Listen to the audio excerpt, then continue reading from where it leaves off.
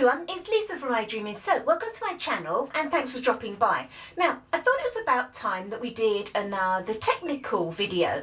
So what we're going to talk about in this video is water replacement in cold process soap. And we're going to look at things like, why do we even put water in our soap? What can we replace it with? Why would we replace it? And then how do we go about doing it? So let's start first of all with the very first thing is, why do we even put water in our recipe for our cold process soap? Because I'm sure, as most of you know, we cure our soaps 4 to 6 weeks or maybe even longer depending on the type of soap. And one of the main things we're trying to do when we cure our soap is we're trying to get that water out of our soap to give us a nice solid firm bar of soap. So why do we put it in there in the first place? Well, the reason that we do that is because, again, as I'm sure you probably know, we need to use lye, and I'm just going to be talking about sodium hydroxide here, talking about solid bar soap. We need to use lye with our oils to create the saponification process where they combine together and then they'll turn into what we know as soap. Now, when we use our lye, and if you've actually got some lye yourself or used lye, you'll know it comes in typically a granular form. You can get it pre-diluted, but I think most of us buy it in a dry granular form. And the problem with that is those granules are just too big. If you imagined, if you took that lye in its granular form and popped it into your oils in that pretty large form that it is, that lye wouldn't be able to do its job properly, because what would happen is you'd end up getting oils all around the edge of that big chunk of lye, and it wouldn't break down and get to the middle of the lye. So therefore you'd end up with not enough lye being exposed to the oils, which would create a soap in some parts and quite an oily residue in other parts. Probably a little bit more worrying is there would be undissolved lye in your soap. We don't want that at all. Now, lye is water dissolvable, okay? Water soluble, that's a better word, isn't it? Lye is water soluble, so it dissolves in water. So what we have to do is we have to dissolve our lye first, and once it's dissolved, then it's a small enough particle that the lye and the oils can combine effectively and make our soap. So how much water do we need? Well, the only reason that we have to put water in our soap is to dissolve our lye. There are many more reasons about why you'd want more or less water in your soap, and I've already made another video on the effects of water in your soap, and I'll link that video in the description box below. So I'm not going to go into the why you'd want more or less in this video. Let's just talk about the necessary amount that we have to include. Now, lye, as I've already said to you, is water soluble. But like with anything, you need a certain amount of water to dissolve whatever it is you're trying to dissolve. And lye is pretty close to a 1-to-1 ratio. So you need pretty well exactly the same amount of lye as water for it all to dissolve.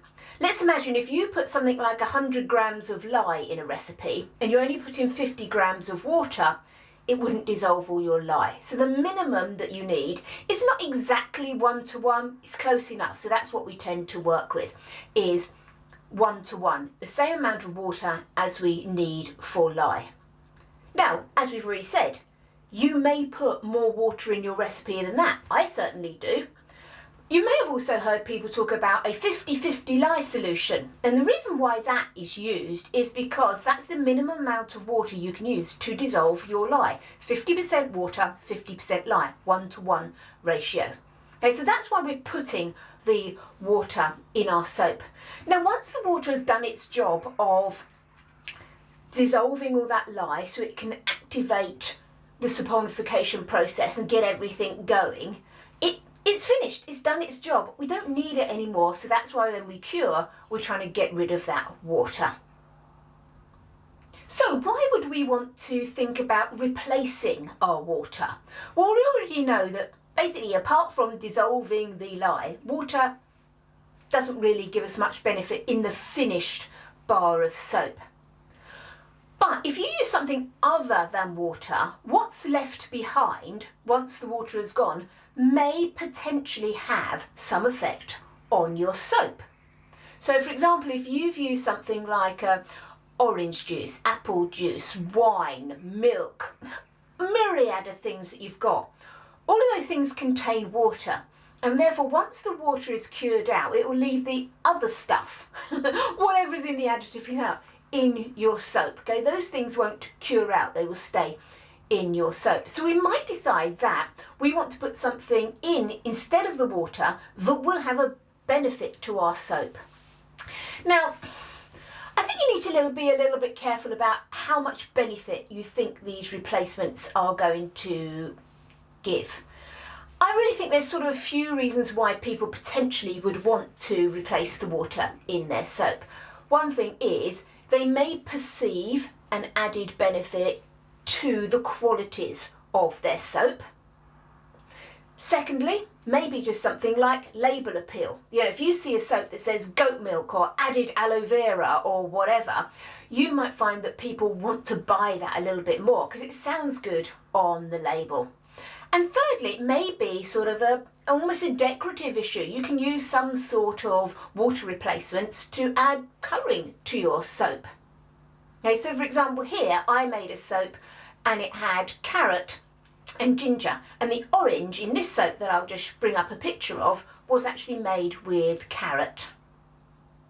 Putting water replacements in to improve the quality of your soap, this to me is a slightly dubious one for a couple of reasons. First of all, how much are you putting in? Now, I see this all the time with people putting all sorts of additives in their soap or having a recipe with tiny percentages of sort of what they perceive as really expensive, quality, luxurious oils. If you're putting a tiny percentage, like 1, 2, 3%, to me anything under 5% is going to have very little effect on your soap.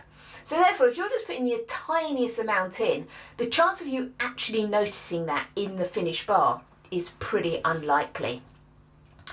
The second reason is that, remember, soap is a wash-off product. So again, anything that's in that soap, the amount of time that actually contacts with your skin is so tiny that again, it's unlikely to actually have a benefit when you use it because you're just rinsing it straight off.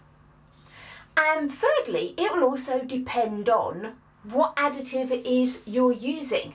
Now certainly if you use something like milk, and a lot of people make lovely goat's milk soap, goat's milk will have extra oils in it because it's a milk, so it will add something into the soap, providing you use enough of it in the recipe that potentially would change the qualities of your soap. But let's think, if you were using something like, let's say, some vegetables, so cucumber. Let's imagine you've decided you want to do a cucumber juice soap. So I've got a cucumber here. So you put a load of cucumber juice in. The likelihood of that having any benefit in your soap is I would say, almost zero. And the reason for that is because the saponification process is a really, really harsh environment. So the likelihood of any vitamins and nutrients or anything that were in that cucumber actually surviving that incredibly harsh environment is very low. Couple that with the fact that then touches the skin for a very short amount of time, there's likely to be very minimal benefit.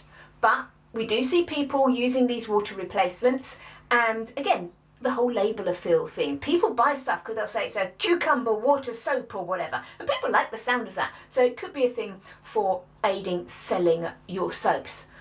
I, to be honest, always steer away from anything that I'm putting in to try and increase the benefit, unless I'm really certain that it will add a benefit to the soap. So for example, things like milks and that are great. Things that contain sugars are great, those sort of things, and we'll discuss all those a little bit more in a minute. So we've touched on a few things that you can replace your water with. Let's have a look at a few more in a little bit of depth, just to see what you would potentially want to replace that water with. So the key thing with water replacement is you have to replace the water with something that contains water. Now you might go, that's flipping obvious, isn't it?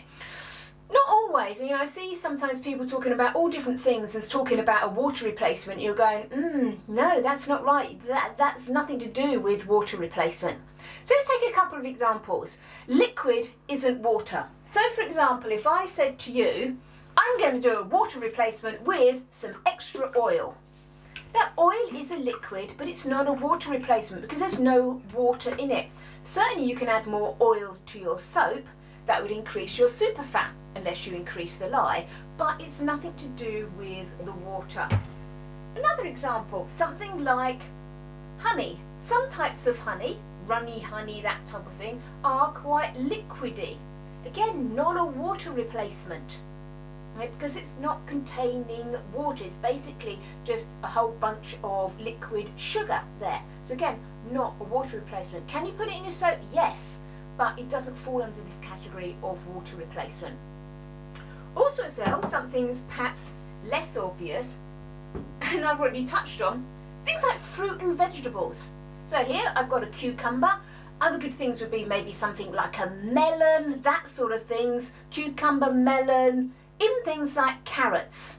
These could be water replacements. Now obviously you're going to get a lot more water out of something very watery, for want of a better word, like a cucumber, a melon, that sort of stuff, than you are out of carrots. But they do contain water. And what we're going to talk about is how on earth do we cope with this situation in soap? We will look at that towards the end of the video. But yes, something here that's not a liquid could still be a water replacement. And then lastly, some sort of genuine water replacements. We've already talked about milks, haven't we? Things like goat milk or whatever milk that you want to put in. Rice milk, coconut milk, all of those sort of things. Great water replacements. Other things you might find, I sometimes use like a liquid silk. Some people put tussar silk and whatever in their soap. I have a liquid silk version, so therefore this is a liquidy silk, so it will leave the properties of the silk in the soap, but it goes in a liquid version. And again, things like aloe vera juice. Okay, so again, you'll see people adding aloe vera juice to the soap. Again, I'm always feeling more, this is, to me, is more along the lines of label appeal and that, rather than the actual real benefits of the aloe vera on your skin. But a lot of people do use things like aloe vera in their soaps. Okay, so remember, liquid isn't necessarily water. It actually has to contain water, and that may be a liquidy form, or it may be something that's solid, which we then need to get into a liquidy form before we can do a water replacement. Let's move on to how we're going to do our water replacement. And sometimes this can be a bit where people struggle a little bit because there are various ways of doing it. Sometimes you'll see people with the soap that they've already emulsified, and then they'll add their liquid at trace or just before trace and mix it in with the rest of the soap. Sometimes you'll see people making whatever it is they're replacing their water with into ice cubes and pouring the lye over it to actually make their lye solution. Other times you'll see people just making up the lye with the water replacement without it being frozen. So which one of those do you need to do? Let's just talk about the first one, the easiest one, where we're just going to pop it into our partially made soaps. We've got our lye and our oils, we've brought them to emulsion, maybe up to trace, and we're now going to add this extra liquid. You can do that by just using your normal lye solution and adding the liquid in. Obviously what you need to be aware of in that situation is that you're going to be adding an awful lot more, or potentially, depending on how much you're putting in, more water into your soap, and you don't necessarily want to add more and more water because it can give you glycerins and rivers and all sorts of issues if you add too much water. Okay, remember I've got that video linked in the description below. If you're doing a partial water replacement, so what I mean, let's take a really simple basic recipe. Let's imagine my recipe has 50 grams of lye in it. So therefore, if I have 50 grams of lye in it, I know I need at least 50 grams of water in my soap to dissolve that lye. Now, mostly people use more than a 1-to-1 lye solution. So you might find that your recipe is something like 50 grams of lye and 100 grams of water. Okay, so I'm just keeping these numbers really basic, so don't think that's a gospel way. Some people do a 2-to-1, okay, but just trying to keep the numbers really basic. Now, if you've got 50 grams of lye and 100 grams of water, you know that you only need 50 of those grams to dissolve the lye. So you could make up your solution for lye with 50 grams of water and 50 grams of lye. Then your other 50 grams that you normally use in your recipe, that you like your recipe, you like the way it comes out, you can then use that as your water replacement. So in that situation, you could make up your lye solution, emulsify it into your oils, and then pour in 50 grams of goat's milk, and then just blend it in. That would work just fine.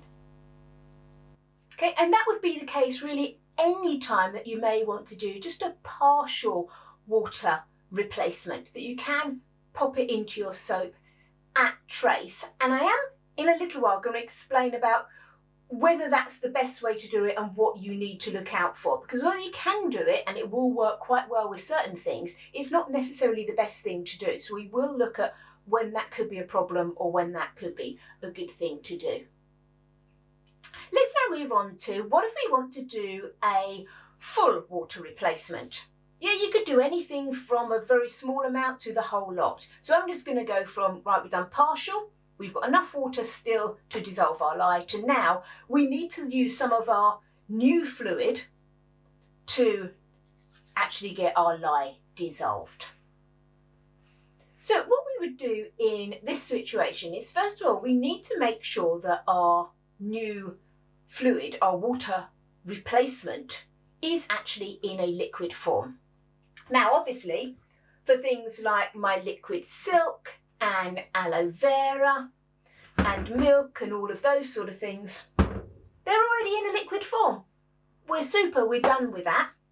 What are things like if you've got aloe vera, as in the big aloe vera plant leaves, or something like my cucumber here, or these carrots? When you've got something that's solid, we're back in the same position as we were. Remember when we talked about the lye, first of all? Big lumps are a problem. They're a slightly different problem as well in soap when we're talking about things like fruits and vegetables, because you don't want to have, say for example, a lump of banana in your soap, because it's going to rot and go mouldy and go horrible. So we do need to make sure we've got these things broken down really well. And how we break them down will depend on what it is that we've got. For example, something like a cucumber. You could peel a cucumber or an aloe vera leaf, peel all the skin off it, scrape out the seeds, and then just blend the pulp into a nice liquid. That would work really well. That would be perfect. So when you're using something like a cucumber that's got a lot of water in, that's great. You can either do it as a partial or potentially even a full water replacement. Now, let's contrast that with something like a carrot. You're not going to be able to just blend a raw carrot up because you're never going to get it smooth enough. You could try juicing it, you'd need quite a lot of carrots, or actually cooking it slightly. So in some boiling water, strain it after you've got it soft and then blend it at that point. So, should I freeze my water replacement, or can I just add my lye to my new liquid alternative? That really depends on what it is. I know that sounds really obvious. If you're using something that contains a lot of sugars, so for example, if you were doing a water replacement with beer, okay, I do a soap that's got some beer in it as a sort of mechanics beer and coffee soap. I use a beer. Now, the reason I use beer in, not because I'm going to have a beer fragrance or beer properties in my soap, beer has got sugar in it.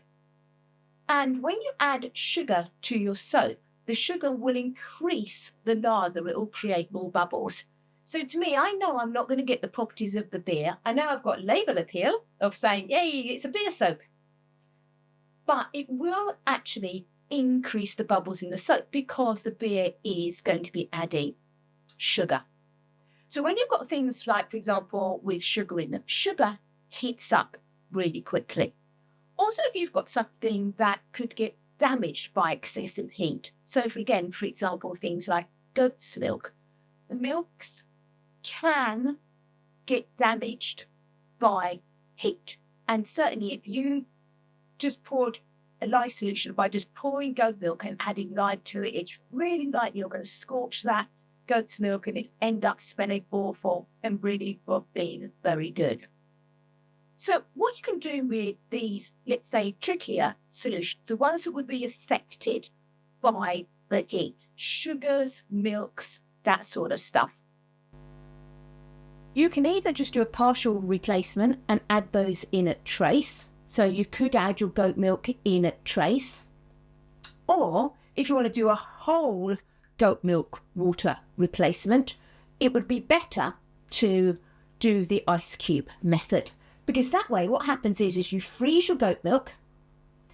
And again, I'll show you this in the video. I'll show the ice cube method in a video at the end. And you're making up your lye. Everything is so cold, it never gets to the point of scorching the milk. And the same with something that contains sugars, like the beer. Anything with sugar will increase the heat. So yes, you just need to think about, will this liquid react badly with the heat? So for example, something with a lot of sugars in, like your beers, are likely to create more heat. Sugars create more heat. Lye creates heat. So you don't want to have heat and heat in together because you're likely to have quite a big reaction in your lye solution. Or something that could be damaged by the heat, like your milks. You want those to be cold and use the ice cube technique to get those safely made into a lye solution. And then I said a minute ago, I'll just talk about, should I actually put something in my lye solution or should I add it in at trace?